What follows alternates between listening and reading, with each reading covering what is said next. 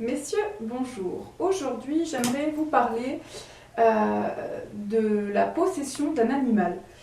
J'ai remarqué que les jeunes hommes, au moment de l'adolescence ou un petit peu après, quand ils peuvent faire leur choix par eux-mêmes sans que les parents valident ou pas, achètent un chien, un chat aussi, mais bon, un peu moins envahissant, achètent un chien, en général des gros chiens.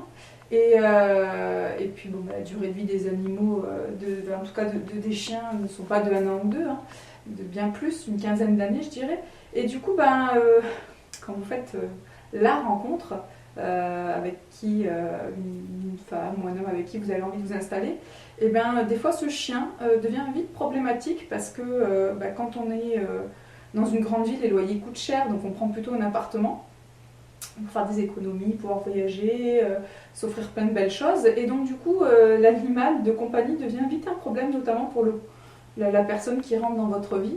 Et ça devient vite problématique en termes d'hygiène, en termes de vacances si vous voulez partir et faire garder l'animal, en termes de frais aussi. Quand l'animal tombe malade, je vois que ça exaspère le compagnon de voir que vous pouvez mettre 1000 € dans une opération. Ça reste vos choix et ce n'est pas libre au jugement. Mais sachez que votre partenaire ne va pas se priver évidemment d'émettre une opinion et de pouvoir faire peser ça sur le couple aussi.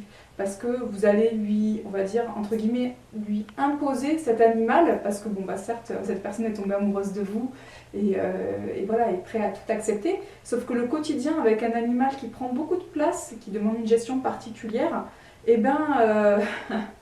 ça se gère pas comme si on n'était que tous les deux. C'est juste une vidéo pour que vous puissiez réfléchir, notamment messieurs, ça existe aussi chez des femmes, hein, je vois quand même plus d'hommes le faire, mais réfléchissez-y parce que ça peut avoir des conséquences sur les prochaines rencontres et vous allez sûrement dire qu'est-ce qu'on s'en fout, la personne n'est pas là, moi je kiffe, je suis avec mon chien, voilà, c'est génial. Je suis très contente.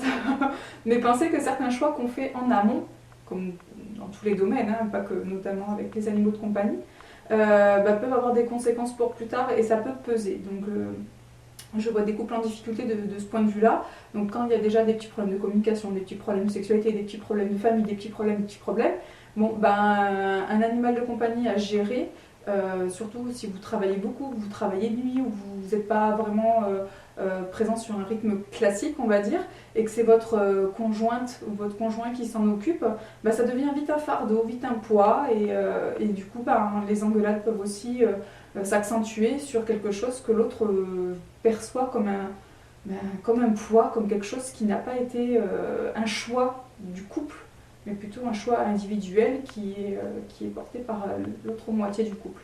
Donc voilà, c'est juste quelques mots sur ça que je vois qui se répètent et qui n'est pas si anodin que ça. Donc messieurs, certes l'adolescence c'est génial, vous êtes jeunes, vous avez envie de faire plein de choses, vous quittez papa, maman et vous avez envie d'affirmer votre besoin de liberté avec l'achat ou l'acquisition d'un animal de compagnie qui vous fait rêver depuis des années. C'est génial d'assouvir ses rêves, mais des fois il y a des conséquences. Alors ça ne veut pas dire que vous ne devez pas le faire, ça veut dire que vous pouvez déjà y penser, que ça peut arriver de se retrouver dans ce genre de situation. Le couple, c'est pas si facile, surtout quand on rajoute des petits éléments perturbateurs qui peuvent être vécus aussi comme non perturbateurs, et vous pouvez très bien trouver votre moitié qui adore votre animal de compagnie et qui voit vraiment ça comme un plus. Tout est possible. Voilà, je parle plutôt des choses qui posent problème que des choses évidemment qui n'en posent pas. Il n'y a pas vraiment d'intérêt.